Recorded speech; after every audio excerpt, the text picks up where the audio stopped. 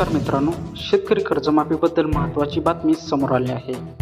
बघा, आत्तापर्यंत शेतकरी कर्जमाफीच्या किती याद्या आल्या आहेत, कर्जमाफी योजनेतून कोणते शेतकरी वगळले गेले आहेत आणि कर्जमाफीसाठी जी अपात्रतेची कारणं आहेत ती नेमकी कोणती आहेत. शिवाय कर्जमाफी यादीमध्ये जर आपलं नाव आलं नसेल तर ते कसं शोधायचं याची संपूर्ण माहिती या व्हिडिओमध्ये आपण समजून घेणार आहोत.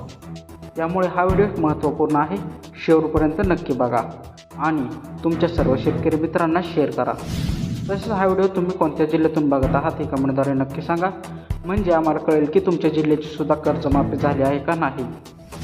तर बघा मित्रांनो, पुण्यश्लोक अहिल्यादेवी होळकर शेतकरी कर्जमुक्ती योजना यामध्ये जवळपास 56 लाख शेतकरी कर्जमाफी योजनेमध्ये बसणार आहेत. परंतु झालंय काय, एकूण कर्जमाफीची जी रक्कम आहे ती जवळपास 40,000 कोटींच्या आसपास आणि आतापर्यंत ज्या याद्या तयार झाल्या आहेत त्यामध्ये 17,58,432 इतके शेतकरी या ठिकाणी कर्जमाफी योजनेमध्ये पात्र ठरलेले आहेत. अजून जे उरलेले शेतकरी आहेत जवळपास 39 लाख शेतकरी असे आहेत की ज्यांचं अजून कर्जमाफीच्या यादीमध्ये नाव आलेलं नाही. बघा, जी पहिली शेतकऱ्यांची यादी आली, आता बघा पहिली यादी आलेली आहे ती यादी 552 शेतकऱ्यांची. त्यानंतर पुन्हा दुसरी यादी आहे त्यामध्ये 61,900 शेतकरी पात्र ठरले आहेत. त्यानंतर तिसऱ्या टप्प्यातील जी यादी आली त्यामध्ये 16,96,000 शेतकऱ्यांची यादी आलेली आहे. अजूनही 39 लाख शेतकरी असे आहेत ज्यांचे नाव अजूनही कर्जमाफी योजनेमध्ये आलेले नाहीत. आता तुम्ही हा व्हिडिओ कधी बघताय त्यावरून ठरवा, कारण हा आपण व्हिडिओ बनवतोय जुलै महिन्यामध्ये. बघा, यानंतर पुढची जी आकडेवारी आहे ती तुम्ही या ठिकाणी बघू शकता. जिल्ह्यानुसार किती शेतकरी या ठिकाणी कर्जमाफी योजनेत आत्तापर्यंत पात्र ठरले आहेत किंवा किती शेतकऱ्यांना किंवा कोणत्या जिल्ह्यामध्ये किती शेतकऱ्यांच्या याद्या आलेल्या आहेत. आता महत्त्वाची गोष्ट अशी आहे की ज्या शेतकऱ्यांच्या यादीमध्ये नाव आलेलं आहे, यादीत नाव आलेल्या शेतकऱ्यांना KYC प्रक्रिया पूर्ण करणे बंधनकारक आहे. ज्यांचं नाव आलेलं आहे त्यांनी पहिल्यांदा KYC करून घ्या. KYC झाल्यानंतरच कर्जमाफीची रक्कम शेतकऱ्यांच्या खात्यावरतीच जमा केली जाणार आहे. KYC केली तरच तुम्हाला कर्जमाफीचा लाभ मिळणार आहे. त्यामुळे एकदा आपलं नाव यादीमध्ये आले का ते चेक करा. आता कसं चेक करायचं ते मी पुढे तुम्हाला सांगतो. पुढील टप्प्यात आणि प्रतीक्षा यादीतील शेतकऱ्यांनी याद्या 31 जुलैच्या नंतर जाहीर होण्याची शक्यता आहे. म्हणजेच या पुढच्या ज्या याद्या आहेत त्या कदाचित 31 जुलैच्या नंतर तुम्हाला पाहायला मिळणार आहेत. आपले नाव यादीत आहे का हे तपासा आणि लवकरात लवकर आपले KYC पूर्ण करून घ्या. आता बघा, ही गोष्ट तुम्हाला समजली की आतापर्यंत किती लोकांच्या याद्या आल्या आहेत. आत्ता याद्या नेमक्या कुठं पाहिजे हा खूप लोकांना प्रश्न आहे. मित्रांनो, कर्जमाफीच्या ज्या याद्या आहेत त्या तुम्हाला डायरेक्टली तुमच्या डाउनलोड करता येणार नाहीत. कुठेही तुम्हाला डाउनलोड करण्याचा पर्याय ती उपलब्ध नाही. बँकवाल्यांचे जे लॉग इन आहे त्यांचे जे बँक किंवा सोसायटी आहे त्यांना त्या ठिकाणी लॉग इन करून देण्यात आलं आहे.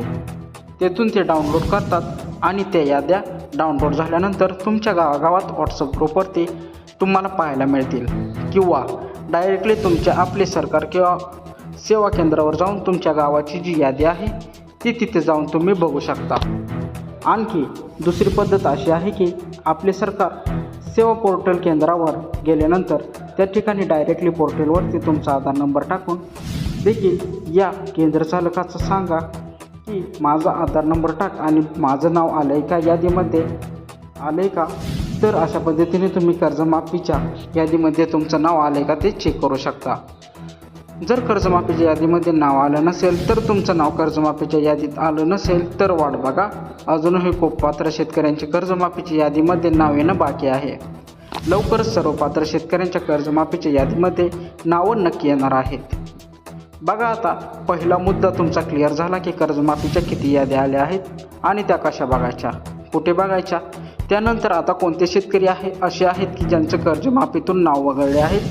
बघा, जे अपात्र शेतकरी आहेत, अपात्रीची कारणं आहेत ती वेगवेगळी आहेत. जे शेतकरी कर्जमाफी योजनेमध्ये बसत नाहीत अशा शेतकऱ्यांचे नाव साहजिकच कर्जमाफीच्या यादीमध्ये येणार नाही.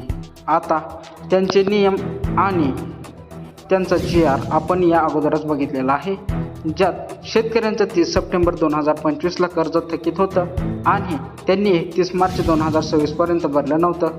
असे सर्व शेतकरी कर्जमाफी योजनेसाठी असे शेतकरी 2 लाख रुपयापर्यंतच्या कर्जमाफीस पात्र आहेत.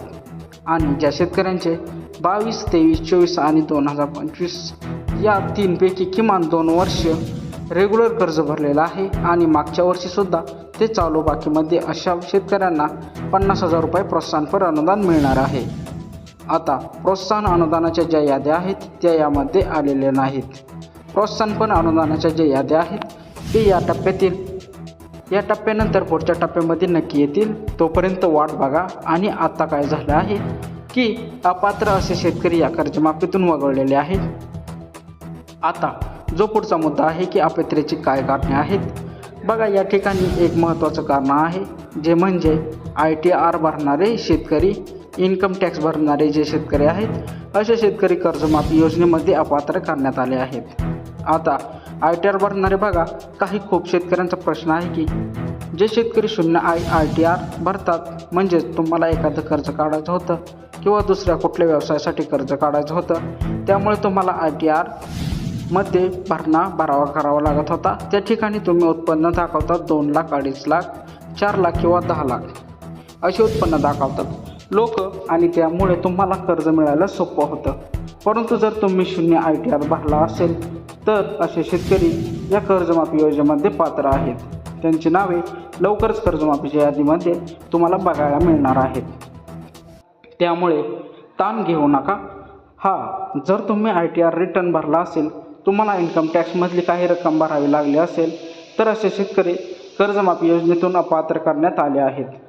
जे 0 ITR भरणार, 0 ITR प्रमाणपत्र ज्यांचं दाखल केलेलं आहे, अशा शेतकऱ्यांना काही वाद नाही.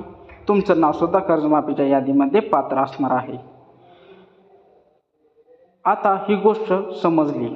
आणि शेवटचा मुद्दा जो आहे, कर्जमाफीच्या यादीमध्ये नाव कसं शोधावं, हे मी तुम्हाला आधीच सांगितलेलं आहे.